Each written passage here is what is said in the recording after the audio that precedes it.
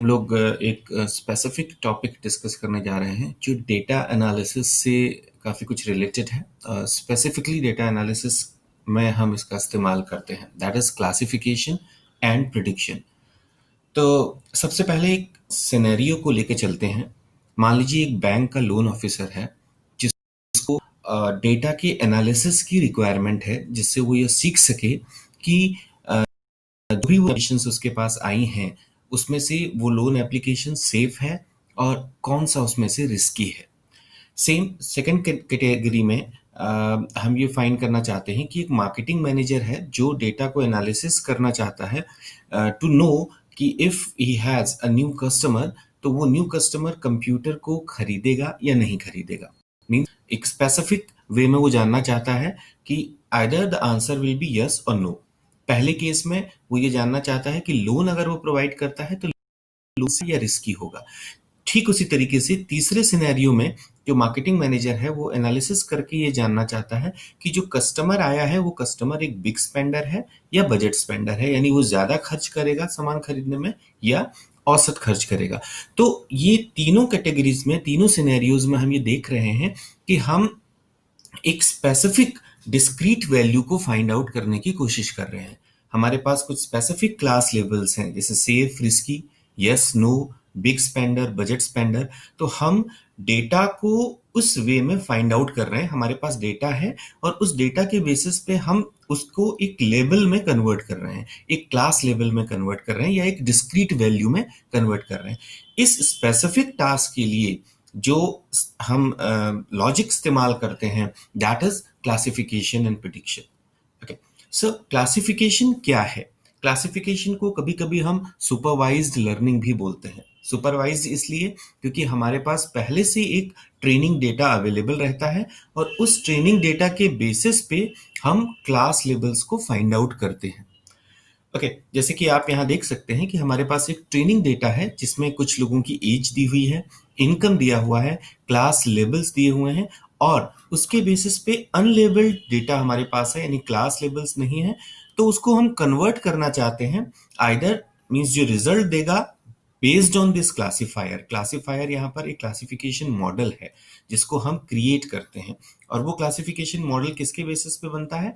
Training data के basis पे, और उसके थ्रू ही हम फर्दर रिजल्ट्स को जनरेट करते हैं।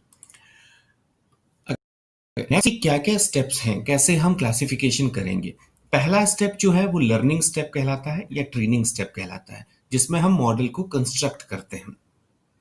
इसमें जो क्लासिफिकेशन मॉडल बनता है जिसे हम क्लासिफायर बोलेंगे, वो क्लासिफायर बेस होता है ट्रेनिंग डेटा के ऊपर, यानी पहले से हमारे पास कुछ ट्रेनिंग डेटा है, उसके बेसिस पे हम एक क्लासिफिकेशन मॉडल को तैयार करते हैं।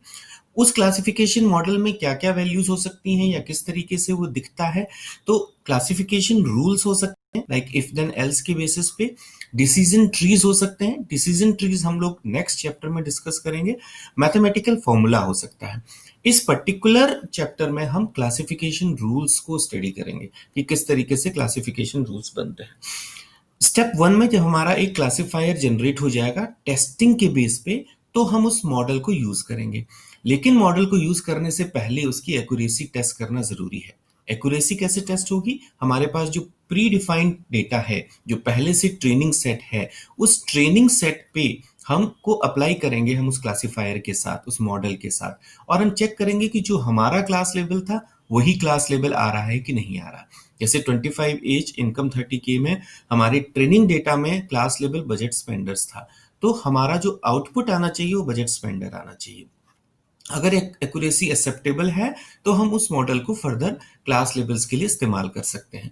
फिर मॉडल कंस्ट्रक्शंस में जैसे हमने कहा कि हम रूल्स, क्लासिफिकेशन रूल्स को अप्लाई कर रहे हैं, तो क्लासिफिकेशन एल्गोरिथम जैसे ही अप्लाई हुई ट्रेनिंग डेटा पे हमारे पास एक क्लासिफायर बना और उस क्लासिफायर में यू कैन सी कि ये हमारे पास अलग अलग क्लासिफिकेशन रूल्स हैं। This is basically what classifier is containing, और हमारा क्लासिफिकेशन मॉडल ये है। हम इसकी जगह पे डिसीजन टेबल्स यूज कर सकते हैं या मैथमेटिकल रूल्स वगैरह कुछ और तरीके इस्तेमाल कर सकते हैं। फिर फाइनली जब हमारा मॉडल कंप्लीट हो गया तो हम नॉर्मली उस क्लासिफायर को टेस्ट कर सकते हैं। अगर हमारा टेस्ट एक्यूरेट है, हमारा एक्सेप्टेबल एक्यूरेसी आती है, तो उस केस में हम डायरेक्टली उसको फिर अनलेबल्ड डेटा पे अप्लाई करके देख सकते हैं। हमारे पास क्लासिफिकेशन और प्रिडिक्शन दोनों मॉडल हैं। तो डिफरेंस क्या है? क्लासिफिकेशन कैटेगोरियल लेबल्स पे काम करेगा, क्लास लेबल्स पे, जैसे डिस्क्रीट वैल्यूज होंगी।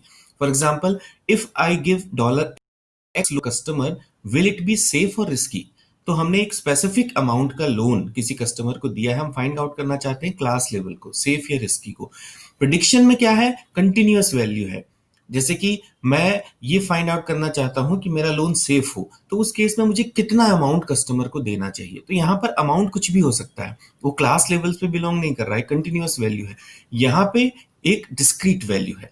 तो that is the basic difference between classification and prediction.